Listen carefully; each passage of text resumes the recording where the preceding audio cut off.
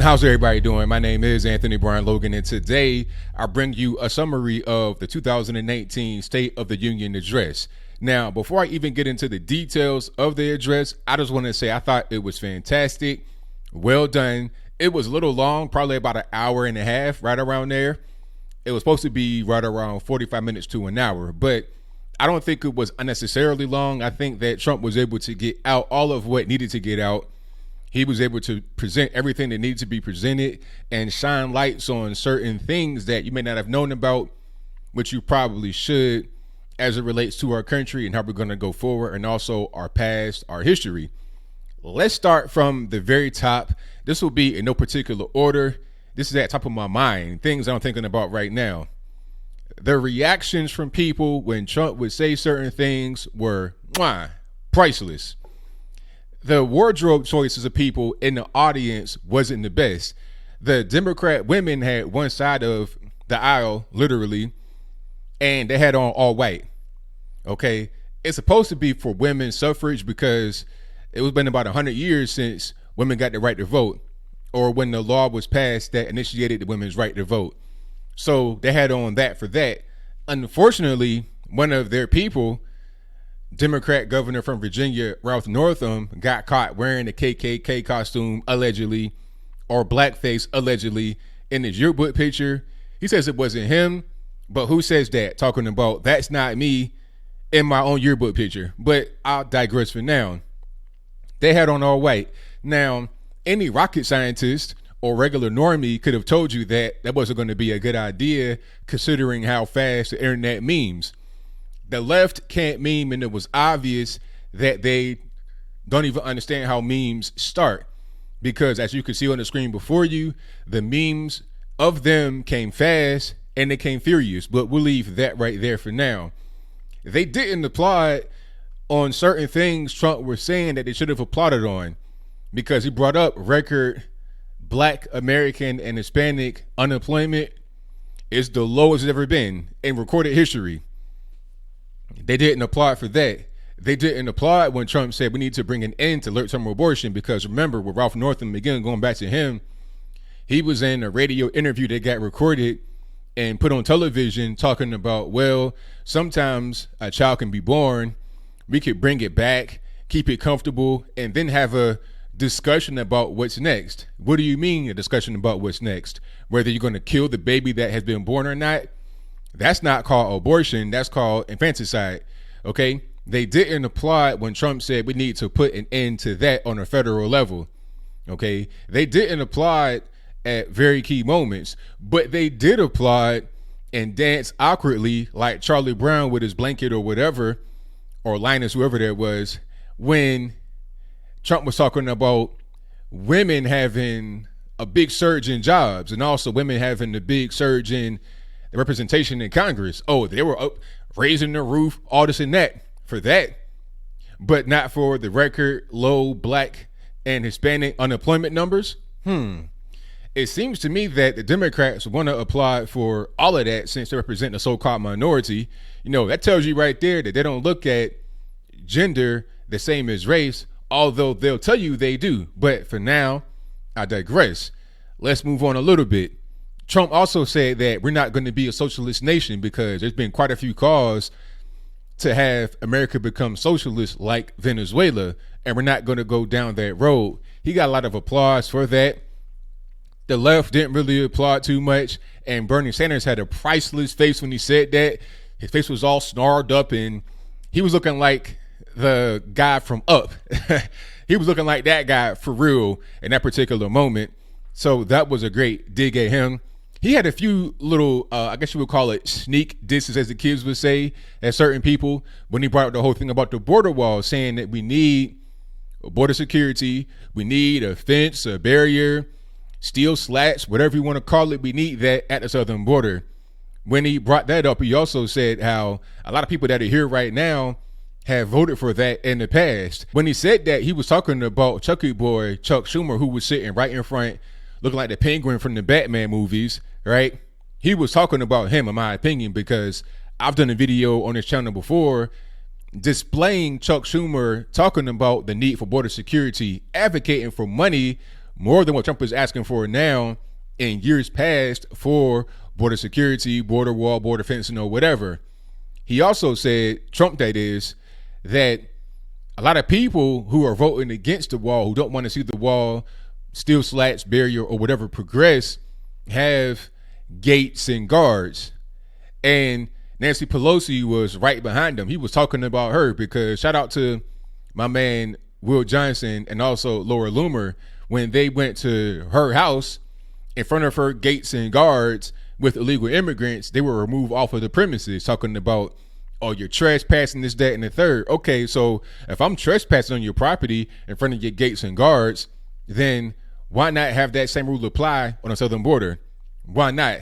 Okay, so he was talking about her, in my opinion, and he was 1,000% correct. It was hilarious seeing Nancy Pelosi clap sarcastically at Trump because at one point he kind of turned his head towards her and she was like, hey, you want these claps? Take these claps. Hilarious moment indeed. There were a few things here I didn't agree with. He was talking about or alluding to regime change in Venezuela. Now, I understand that Maduro has got to go. I think it should be up to them in Venezuela what they're going to do with that situation. I don't think we need to be involved, but I'm not sure he said that we're going to put troops there because we are taking them away from Syria and Afghanistan. He's saying we don't need to have these endless wars. He said that before, and he said that last night during the actual State of the Union address. So I'm not sure he's going to be an interventionist as far as sending troops to Venezuela, but he may be an interventionist in different ways. Either way it goes, I'm not really for that. But that's pretty much the only moment that I did not agree with. Most everything else he said, I was right there with him. He was talking about the job situation, the immigration situation. He said we want to have a lot of immigrants more than ever, but they got to come legally. Okay, that's the key thing, legal immigrants, because the left, they talk about Trump being quote unquote anti-immigrant. How does it make any sense? His wife is an immigrant. Okay, I mean, but the key thing is legal. He had a lot of great guests here. He brought Alice Marie Johnson, who was freed earlier. I think it was last year, right around then. Kim Kardashian went to the White House and lobbied for her release. 1 week later, she was free. You also had a man, I forget his name, but I'll put information about him in the box below, who was the first to be free under the First Step Act, and he brought the First Step Act up as well. That's a thing that many of us lobby for. Shout out to my man, Brandon Tatum, my friend, Candace Owens, Charlie Kirk, the whole squad from Turning Point USA, and those that are affiliated with them, Leo Dunson, David Harris Jr., Lucas, Amazing Lucas, everybody that went to DC, Megan, the whole squad that went there to advocate for this, even Van Jones, although Van Jones had a crazy reaction to the State of the Union address talking about this is dog poop mixed with something else. Like, I'm not playing. He did say dog poop and cookies. I was like, all right, Van Jones, like, what are you talking about here, sir? I saw this as a psychotically incoherent speech with cookies and dog poop. Even though he had a crazy reaction to the State of the Union address, he did support the First Step Act, which is prison reform, if you didn't know. So Trump did a good thing right there mentioning that. He did a good thing bringing guests that had been affected by that. He also had some moments that were kind of tearjerkery, if that's a word. He brought out this young girl that had been afflicted by cancer who was 10 years old, fighting, really getting through it. That was a fantastic moment. He also brought out some veterans of World War II, also a Holocaust survivor. That was a fantastic moment. He brought a family that had been affected by illegal immigration, killing their grandparents, if I'm not mistaken. The grandparents had a lot of kids and I think like 22 great grands. So that was a very sad moment, but it was a sobering moment to let us know that illegal immigration does hurt. It does ruin families. It's not a good thing. Unfortunately, Trump did not declare a state of emergency during the State of the Union address, but he did say, hey, you guys have 10 days to get something done. He did say that during the State of the Union address. So I think if there's any kind of emergency declaration, that'll be announced later. And to his credit, he did say you have until the 15th to get everything together, right? So it's not going to just announce it right now before the actual deadline is up. So I'll give him credit for that. But we got to wait and see what's going to happen on the 15th. Will it be any kind of deal reached or not? Are Chuck and Nancy going to run stalemates? What's really going on with that? Now, Stacey Abrams, the loser in the governor's race in Georgia, came out to do a rebuttal right after Trump got off of the stage. And it was really weird. First of all, the camera, I don't know if it was the angle or the focus, made her appear to be in front of a green screen. I'm not sure if she was or she wasn't, but it kind of looked that way. And she was kind of all over the place. She told a story about her dad walking home when she was a child with no coat on, talking about, oh, I gave it to a homeless guy. I'm like, what? It's raining and it's cold and you don't have a coat because a homeless dude needed it? I mean, really, you out here walking too. Y'all kind of in the same boat. So why would you give him your coat? And then they said the mother got in the car, went to go get him. It's like, surely you could have just went to his job and picked him up from the job and took him back home. You know, they say he only had one car, but it was kind of weird. That was just a strange story that didn't really need to be told. And then she went on to say a whole bunch of Democrat talking points. She brought up voter suppression because she's still salty about losing in Georgia. She wanted to accuse the current governor of Georgia, who won the election, Brian Kemp, of voter suppression during the election and also when he was Secretary of State in Georgia. There's no such evidence of that. She's a sore loser. You lost fair and square. How are you going to be in Georgia running an anti-gun campaign? That's not going to fly, even with the black folks who are Democrats. So that's why you lost. You ran a bad campaign, and Brian Kemp had a better campaign.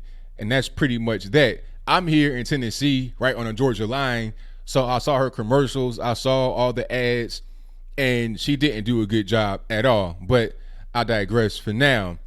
Her rebuttal was all over the place. It was hard to follow. A bunch of random talking points from the news. Just really whack. There were quite a few rebuttals, actually. I didn't even know that until I got up this morning. Kamala Harris did one. Bernie Sanders did one. I think Alexandria Ocasio-Cortez did one. And it was funny seeing her react during the address because she was kind of like looking around to seek validation or to seek her next actual step. Like, do I stand here? Do I sit here? Do I clap here? A lot of that was going on. A lot of bandwagoning was going on. Overall, like I said, good speech. The reactions were kind of phony. Trump had a great message, and I don't think that anybody who is an American who understands what America's all about would really be against what he said. So what do you think? Do you think that Trump was on point with his speech?